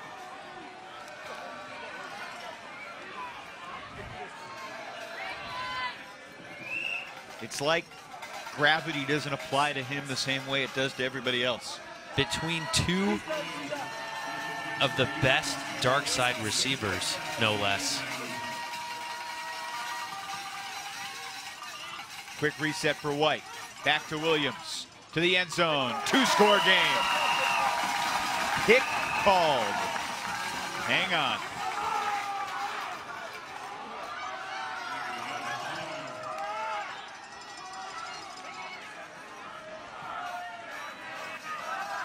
Will the third time be the charm here for Wilmington, trying to punch this in?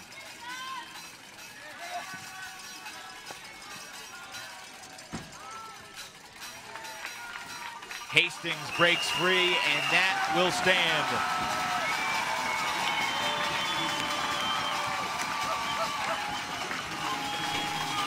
The senior from Hickory, North Carolina, making jaws drop.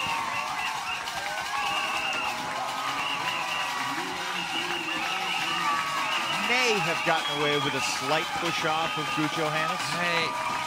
Is he pushing though, or is he just is it just a light finger on his back for orientation? That's fair. I don't know if there's any force behind it, you know? I think you're right. It's so tough to tell from our perspective.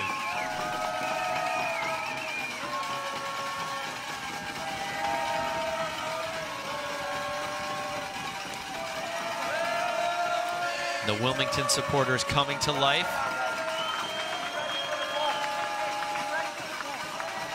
Down by 2 and thinking that some more cowbell is going to help. I like the team flags, especially at the fields. It makes you know who's on what field far away. Right. You see the Texas Longhorn flag, you're like, oh, that's where the Texas women are playing.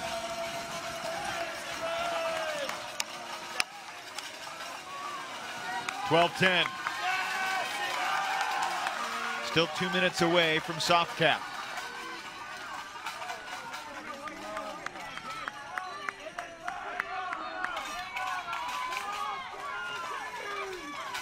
You would think, Ian, that North Carolina is not a team that would feel the weight of the moment and the pressure in this situation. They've certainly been here before, 4 years in a row, in fact, in semifinals.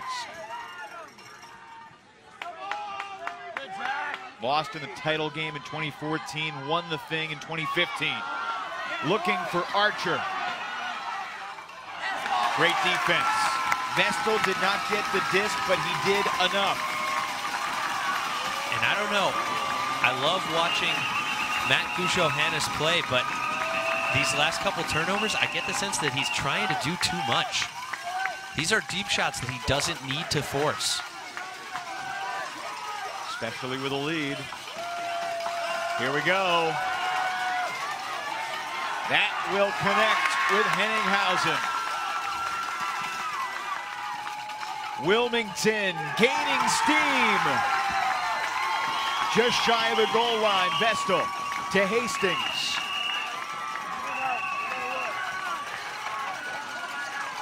JD needs a cutter. Bold.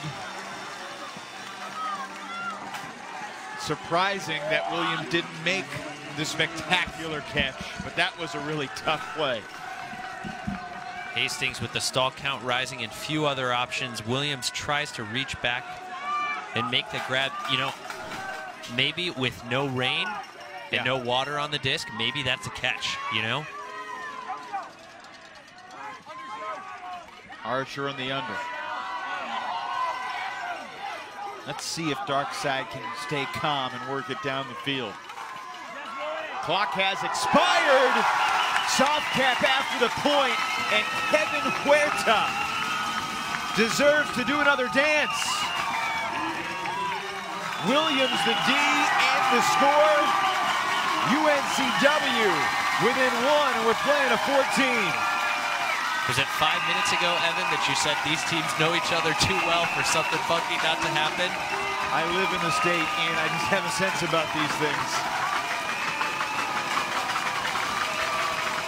Jack Williams taking it upon himself to get the disc back after just missing that tough catch, and JD Hastings making the grab under pressure as well.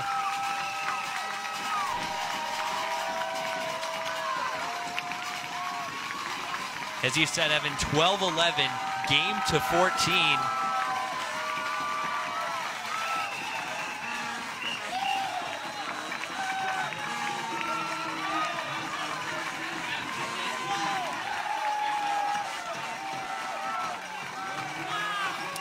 Williams, half dozen dimes. Feels like more than that.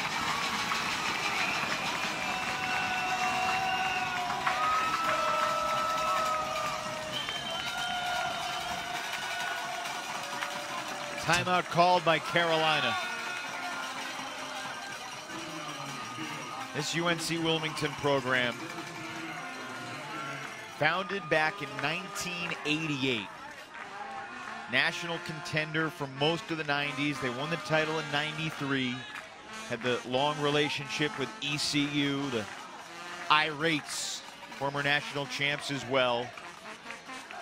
There's a stigma about Eastern Carolina Ultimate.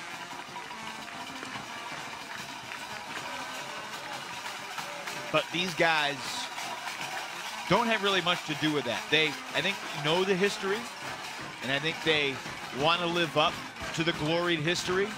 And most of all, they just want to represent and play as hard as they possibly can. And they play with a passion.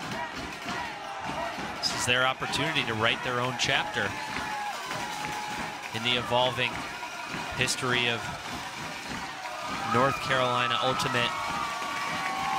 A quick shout out, you know, the Division III championships just took place last week, and Davidson making it to the final, falling short against Richmond.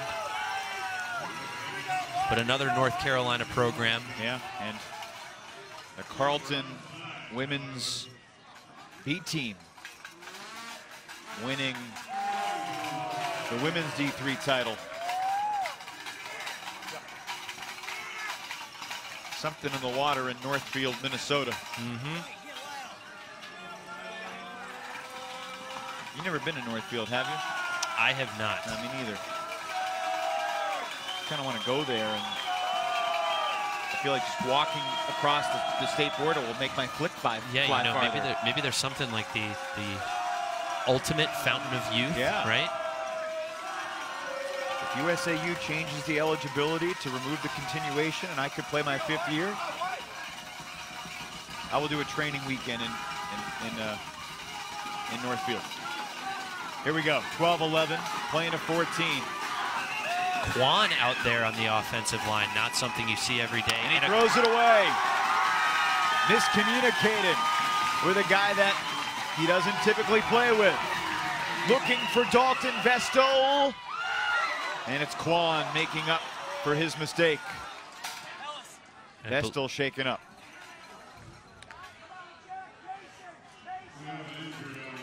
Well, good to see him putting weight on his extremities as he gets up.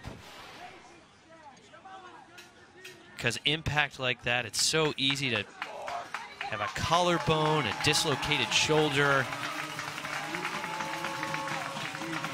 But you knew as soon as that disc went up, Nathan Quan was going to make up that ground and make up for his turnover.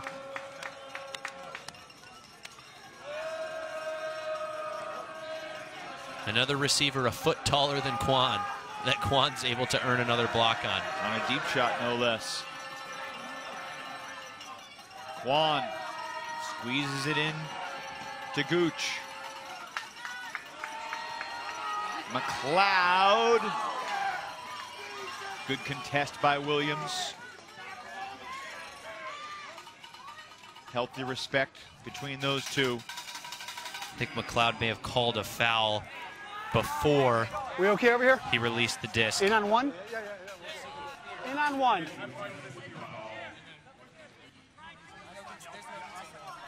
Been a while, Ian, since UNC has scored. It was 12-8.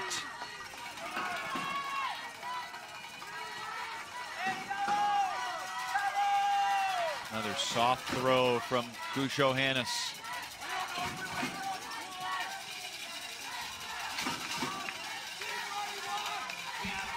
McLeod.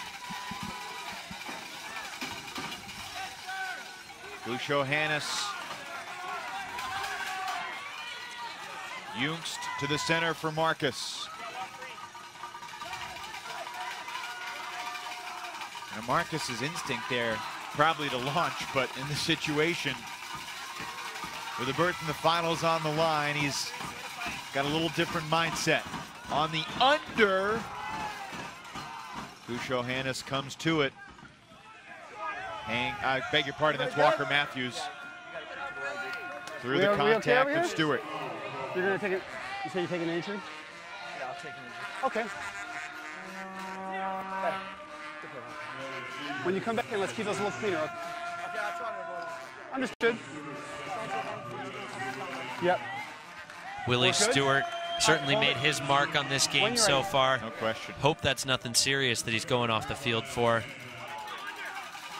And I think he did a lot to try and avoid contact there. Yeah. An explosive bid. Give him credit there. Back to action. Both Quan and Marcus were breaking deep simultaneously. Both were open, but still a holster. Back on the under. Quan will take it. Gushohannes, not this time.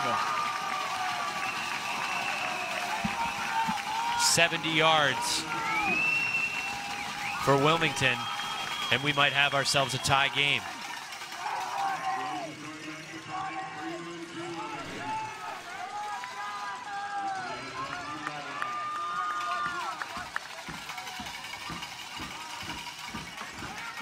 Reset for Hastings. Back to Williams. Gaining yards. Power position. Here we go. Too much. Heck of a bid from Henninghausen, even if it maybe was a tad gratuitous. I don't know. I think he had no choice but to sell out. Up the line. Poaching free. That's Kyle Werfel sneaking in. Great recognition. That wasn't even his defensive assignment. That's why the thrower, McLeod, didn't see him.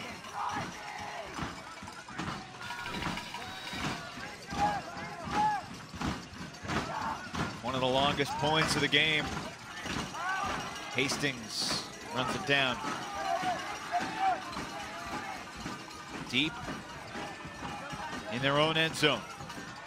UNCW gets it out of trouble. 12-11, game to 14. A nice offhand backhand. 2 in a row here. Williams.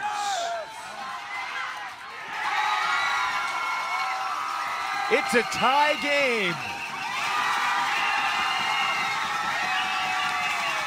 Ellis hauls in the Williams chuck. 4 straight for the Seamen.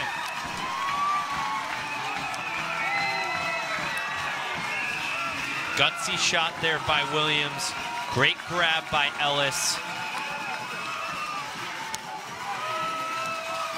Credit to Ellis and Williams. Something you might not have seen years ago from some Wilmington players. No problem shaking hands with their opponents right after the play ended. That is the level of sportsmanship that you want to see in the game's most important moments. Huge credit to the Wilmington program, setting a great example for everyone watching this game. Ian, would it surprise you to realize that in this 4-0 Wilmington rally, Jack Williams has been involved in all 4 scores? No, sir. No, it would not. He's thrown the last 3. He caught the goal from Matier that made it 12-9. And he's not coming off the field. And yes, Wilmington's got the momentum right now. They've strung together a great run. I just think this is one of those moments where they wish they had one of those timeouts left. Let Jack get a quick breather. I'm sure they also wish they had Austin McGrain and Grayson Sander, but they're playing with who they've got, and there was a collision in the middle of the field. Matthews Yeah, I ran in front of him. That was no. I really don't think he should get a blue card for that. He shouldn't get a blue card. Hey, we're good. We'll put it back in the pocket. Okay. I'm sorry. Yeah, I'm fine. I got the All right, understood. We're good. It's strange to see JD wearing the white with those guys next to him in the black. You can just see the love. In what other sport are you going to see the player go to some third party and tell him that he needs to retract a call? Nothing I can think of, especially in a moment like this.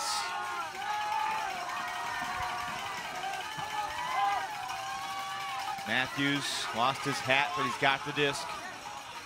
McLeod. Matthews. Busho Hannes. Cohen. Gooch. Can Carolina finally punch one in? It's been a while. Wilmington on a 4-0 run. We're playing to 14. Winner gets Carleton tomorrow. 5 p.m. Eastern. ESPNU.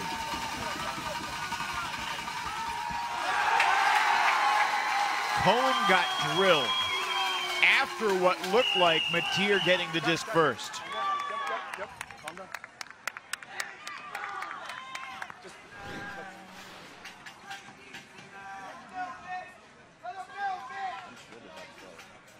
I think he made contact with the disc first. Okay. He may have got Cohen's shoulder. Yeah, and is there any way? No foul is the call. Good to see Cohen okay. To clarify, when I speculated that something crazy might happen, I didn't necessarily envision this. Wilmington with a disc and a chance to take the lead.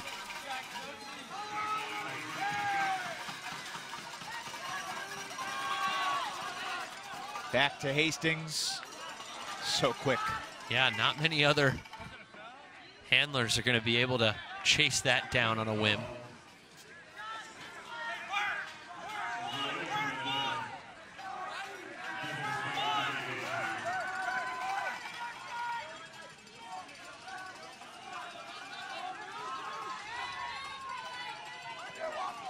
Wilmington having trouble finding openings downfield.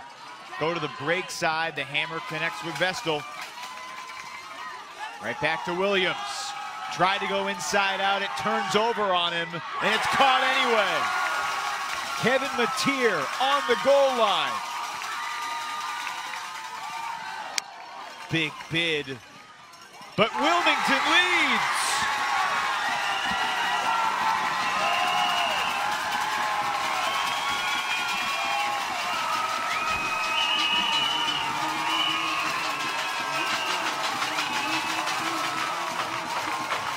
Evan, is this a 5-0 run right here? The Wilmington fans are pumped. Everyone else is stunned. Richards from Mateer after the Williams huck. Game point UNCW. And as we see him reset here to Williams, Gushohan is so close to that block on the goal line.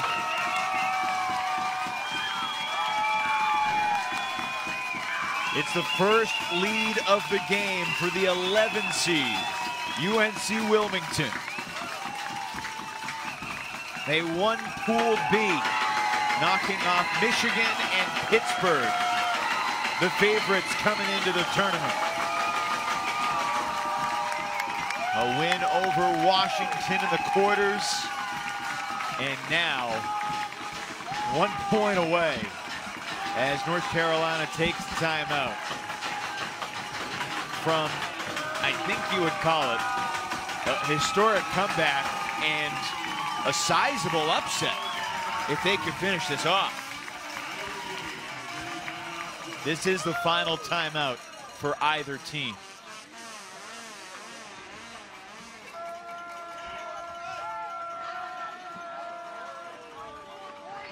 Jonathan Nethercutt and Mike Donardis.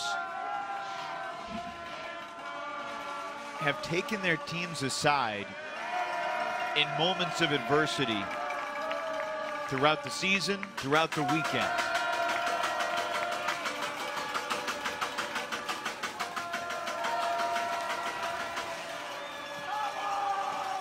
A message I've heard from coaches and leaders from several different teams in this situation, it's all on us, and that's exactly how we want it. And a variation on that, you're just playing Frisbee, right? That's something we heard from the Texas coach. Are you, though? This feels a little bit more than just like pickup. Can you separate that? I don't know. Look around you. This is different. A 5-0 run for Wilmington. A short pull will give Darkside good field position. Gusho Hannes, Long, and Junst, the handlers. How about that effort from Warfel?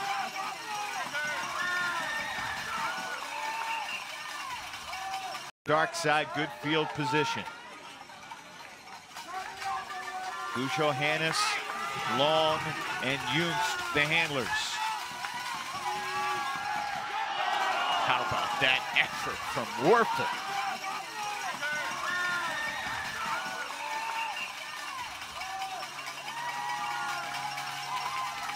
Swinging the disc. Matthews. Looked off Quan, back to Gooch. Darkside has to score 2 in a row. One at a time. Into the red zone. Back out of the red zone.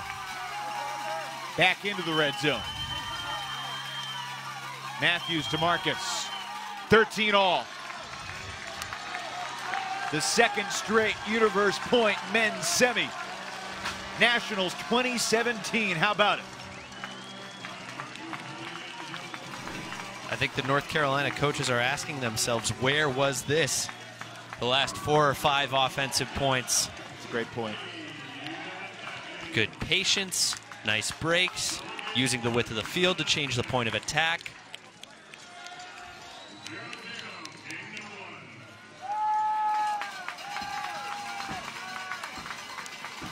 Well, for UNC, it's the second Universe Point of the day. We'll see if the line is the same as it was earlier.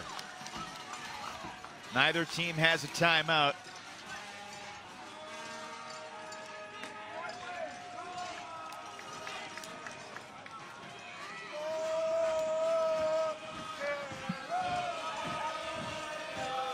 Marcus, like before, out there.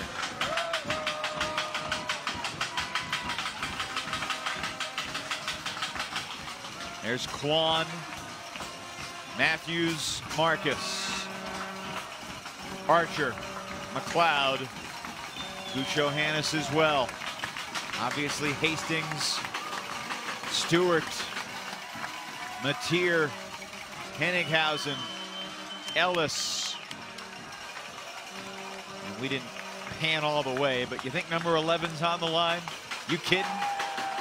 There he is. Number 7 on the line. The final point of semifinal Sunday here in Cincinnati. Williams. Gusho Hannes on Williams. Quan on Hastings. Archer on Stewart. I think Hastings and Quan have matched up in practice these past couple of years. I think so. Excuse me, that was Long on Stewart. Archer is on the mark right now. Do we have a stall? They'll come in on 1. All right, we're ready for you. There aren't too many people here at Bishop Fenwick High School sitting right now. All right. Contest or foul, not? so it might come in on 1. No contest? Foul. Come in 1. And then 1. Hold on. You good?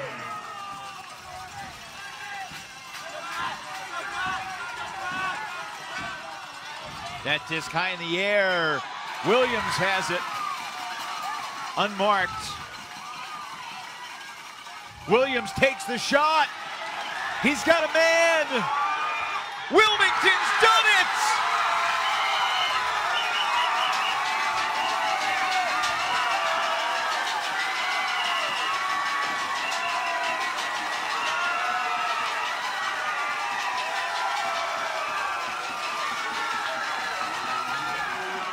Everywhere you look, disbelief. Williams to Henninghausen to knock off Darkside.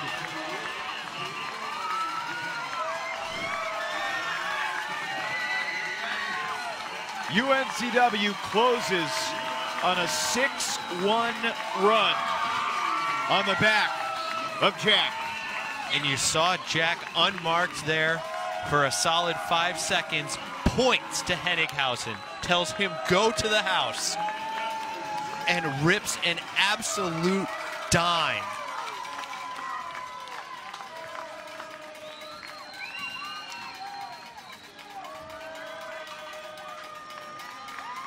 And I'm sure all of the Seaman hearts were in their throats. You know, when that swing went up and Quan was closing in. How about the fact that he was totally unmarked there? Clearly Quan didn't want to get stuck in that matchup, and it gave Williams total vision. And a wide open throwing lane down the break side. The contrasting emotions.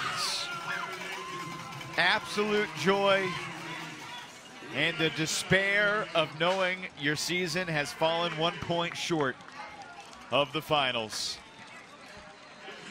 We're still processing, as we sure you are too.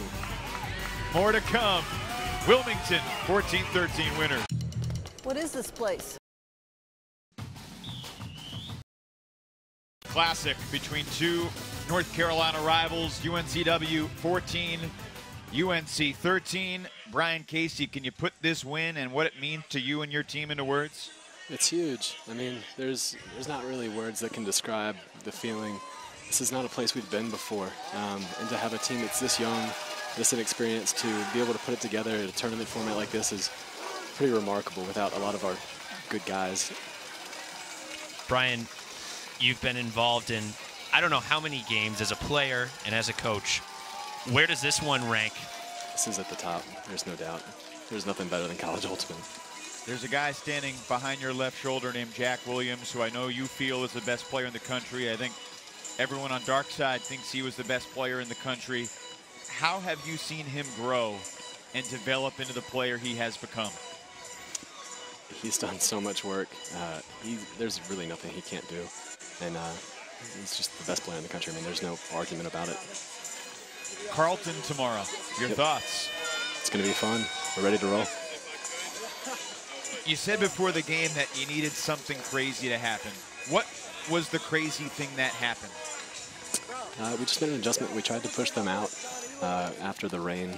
It was a little bit wet. And we tried to force them out and not let them throw any backhands. And knowing that that was a throw that they might not necessarily be comfortable with after they worked it a lot on us in the first half under. Brian, you got about 19 hours or so before the first pull tomorrow. Get back to work. Good luck. Thanks for joining us, and we'll see you tomorrow. Appreciate it, guys. That's Brian Casey, passionate head coach of this Wilmington program. Our Discraft play of the game. The final score, the contested catch by Williams, and then Quan vacated the mark. You can debate this of whether it was the right move or not, but the way it ended up, the Discraft play of the game winner to Henninghausen. Great pressure by Quan, but again, as he peels off, Williams able to direct traffic and launch that perfect shot into the end zone. The culmination of a gigantic game for the Wilmington senior. Jack Williams joins us down on the field. What was going through your mind on that last point when you made that catch and Nathan ran away from you? Honestly, I think I blacked out the last 6 points of that match. But, you know, I got the disc, no one was on me, and I saw one of our best receivers, Rick. You know, someone was fronting him, which is always a mistake. And I just put it out to space, and he's a baller, and he's always going to go make that play. So just trust my teammates. Jack, you've played club with a lot of these guys. You've practiced and played against these guys for years. Right. Just talk about your relationship with the Dark Side program and other guys in the community. I was saying going into this game, it's gonna be a little awkward. I remember my freshman, sophomore year playing Dark Side. I used to hate them with a passion, just because, you know, they are our rivals and they usually had the upper hand. But, you know, playing Ring of Fire and Flyers with these guys, I've gotten really close. And, you know, we've hung out on weekends and just had some good times together. And I knew we're all great friends. I knew going into this game was going to be a little awkward. But, you know, when you step on the field, we're competitors. And, you know, we're going to go at each other's throats. But, you know, after the match, we all hugged and cried with each other just because we knew how much this game meant to each other. So, you know, it's tough either way. Jack, what do you think the key was of putting that 6-1 run together down the stretch? Because it was a tight game at half. You were down a break, but they got a couple quick breaks to begin the second half. You guys were down 12-8. How did you close this game on the run that you did? Yeah, I mean, it wouldn't be a Wilmington game without a little bit of grit and grind. I told, I think it was about 12-8, 12-9. I told our guys, they play a pretty style, we play a gritty style. And, you know, the way we win is ugly, and it's gritty, and it's just hard work, outworking. We do a lot of workouts to get in shape to be able to grind these long games, and you know, it shows late in games. You know, I can't tell you how many like close games we end up coming out with just because we're in better shape. What are your thoughts on matching up with your club teammate Henry Fisher tomorrow? Haven't even begun to think about it. He's a hell of a player. He's tall, really, really tall. You know, it's gonna be fun. It's gonna be a battle. You know, this is uncharted territory for me. So you know, I'm just looking forward to the opportunity. Well, just like we all expected, two big state schools, Carleton and UNCW, in the final tomorrow. Exactly. Jack, congratulations on a great game tonight. Well done. We'll see you tomorrow. Appreciate it. Take it easy. We're looking forward to it. That'll be at 5 o'clock tomorrow night. Carleton and UNCW. I mean, you could have picked two numbers out of a hat between 1 and 20, and you would have had as good of a chance getting 6 and 11 as I think we have ended up with. Carleton and UNCW, but first, live on ESPNU at 2:30, you'll see the women's final, the 2nd seed Dartmouth Princess Layout, the 4 seed Texas Melee, and at halftime of that game, we will unveil the final 14-person roster for the USA World Games team headed to Poland. So a huge day tomorrow with 2 championships on the line. For Ian Toner, this is Evan Lepler signing off for semifinals Sunday at 2017 Nationals. Wilmington 14, Carolina 13. All games airing on the ESPN networks or streaming live on the ESPN app. And to watch the entire game on replay as well as other games on our family of networks, log on to watchespn.com or download the Watch ESPN app. This has been a presentation of ESPN. Great drama here in Cincinnati. 2 more games to go. We'll see you tomorrow.